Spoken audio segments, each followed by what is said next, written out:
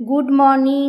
আর এখন বাজে সকাল 6টা, আর 6টা থেকে আমি আমার ব্লগটা স্টার্ট করছি। আর আজকের দিনটি ভীষণ স্পেশাল, কেন জানেন তো? আজ হচ্ছে একাদশী, আর আজকের এই সুন্দর ভালো দিনটিতে আজকে আমরা জগন্নাথ দেবের দর্শনের জন্য বেরিয়েছি। আর এই যে এখন অটোর জন্য ওয়েট করছি, এই যে দুটো অটো, আর এখান থেকে 15 মিনিট কি 20 মিনিট লাগবে যেতে। আজ আমাদের দ্বিতীয় দিন, আর এখন বেরিয়ে পড়েছি জগন্নাথের দর্শনের জন্য। টোটোই করে যাচ্ছি, আর এখানে লাগবে হয়তো 15 মিনিট লাগবে, বলো 15 মিনিট যেন লাগবে। আর আগের দিকে একটা টোটো রয়েছে, ওরা যাচ্ছে তাপসিয়ারা সবাই যাচ্ছে, একবার মন্দিরে গিয়ে দেখা হচ্ছে। ওই দেখুন নেতাজি স্ট্যাচু, আর এটা দেখলেই মনে হয় যে আমরা নেতাজির জন্মভূমিতে এখন রয়েছি, তার জন্মভূমি কটক। আর এই যে রাস্তাগুলি খুব সুন্দর, আর এখন আমার দিকে নামিয়ে দিয়েছে অনেকটা দূরে, প্রায় 1 কিলোমিটারের বেশি হাঁটতে হবে, কারণ প্রচুর জ্যাম আছে, ওই জন্য অটোওয়ালা এখানে নামিয়ে দিয়েছে, ওই জন্য আমরা হাঁটছি। আর এই গলিটা থেকে বেরিয়েই একটা বড় রাস্তা পেয়ে যাব, চলুন। আর ওই দেখুন অনেকটা দূরে ওই যে চূড়া দেখা যাচ্ছে, দেখেই আমার গাটা শিংড়ে উঠছে।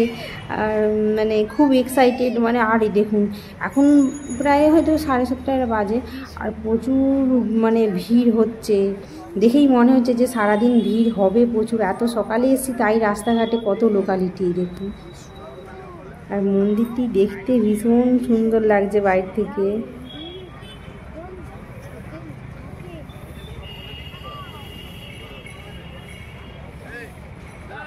শেষে দীর্ঘ প্রতীক্ষার পর আজকে এসে পৌঁছে গেছি, জগন্নাথ দেবের দর্শন করবো। আর ওই দেখুন সামনে মন্দির, ভীষণ ভালো লাগছে। আর আমার ঠাকুরের যে দর্শন করবো ভেবেই আমার গা কাটা দিচ্ছে। সুন্দর মন্দির, ভীষণ সুন্দর। আর 7টা বাজে, তাই দেখতে পাচ্ছি প্রচণ্ড ভিড়, জুম করে দেখালে বুঝতে পারবেন।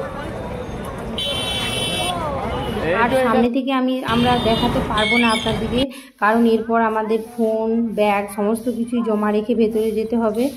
আর এই দেখুন এখানে সরকারি জায়গা, এখানে খুব ভালো পরিষেবা। আর এখানে আমরা জমা রাখছি, ফোনও জমা দিচ্ছি, একদম আপনাদের সাথে একদম ঠাকুর দর্শনের পরে ফোন নিয়ে দেখা হবে।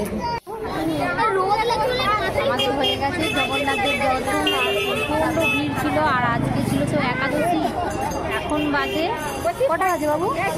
এখন 4:30, 5টা বাজতে যায়। আমরা এখানে লাইন দিয়েছিলাম 8টা থেকে, প্রচণ্ড ভিড় ছিল একাদশীর জন্য। আজকে মহাপ্রসাদ খেলাম, পুরো 5.5 ঘন্টা আমরা লাইনে দাঁড়িয়েছিলাম, আর পুরো 1:30টার সময় আমরা দর্শন করেছি। তারপরে 2টোর পরে মহাপ্রসাদ পেয়েছি, 2:30টা শূন্য হয়ে গেছে একদম। সারাদিন এত ঘোরা হয়েছে, আর প্রচণ্ড রোদ ছিল এখানে।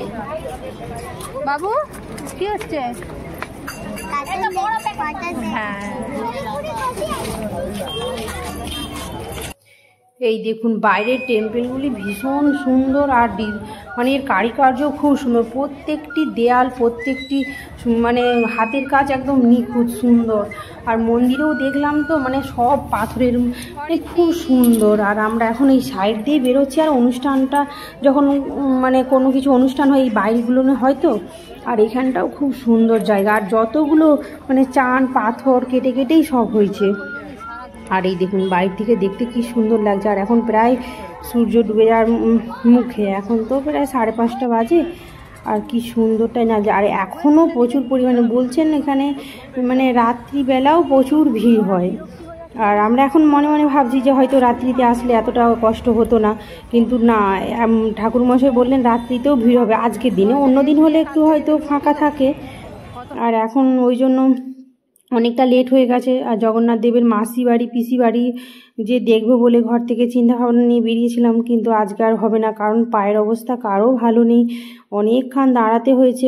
আবার মহাপ্রসাদ পাবো বলে তারপরেও আমরা অনেকক্ষণ ওয়েট করেছিলাম, ওই জন্য অনেকটা দেরি হয়ে গেছে। আর অনেক মন্দির তো, ঘুরতে ঘুরতে অনেকটা সময় লেগে গেছে। আর ওই জন্য সবাই ডিসিশান নিলাম যে আজকে বাড়ি চলে যাব, আর কালকে সকালে মাসির বাড়ি, পিসির বাড়ি দর্শন করব। আর এই দেখুন সবাই ওই জন্য ঠিক করলো যে না, আজকে আর বাচ্চাদেরকে নিয়ে আর বেশি ঘোরা যাবে না, ওই জন্য অটোর জন্য ওয়েট করছি। অটোকে ডাকা হয়েছে, আসছে, আর আজকে চলে যাব আবার কালকে মাসির বাড়ি পিসির বাড়ি দর্শন করব। এটা যদি একটু খালি হতো তাহলে আমাদের একদিনেই কভার হয়ে যেত, কিন্তু আর আজকে পারলাম না। এই দেখুন সূর্য প্রায় ডুবে যাচ্ছে, আর কি সুন্দর লাগছে মন্দিরের সূর্য। 2-2.5 ঘন্টা বাড়িতে রেস্ট নিলাম, হোটেলে গিয়ে রেস্ট নেওয়ার পরে আমরা আবারও এসে গেছি সমুদ্রের ধারে। আর এসে বর্ধনটা শুধু শুনুন, আর সকালে যে মানে আমরা যেখানে দেখেছিলাম জল তার থেকে অনেকটা আগিয়ে গেছে, মানে জলটা উঠে এসেছে। পূর্ণিমার জন্য জলটা খুবটাই বেড়ে গেছে, আর ওখানে তো বেশিক্ষণ দাঁড়াতে পারছিলাম না ভয়ে।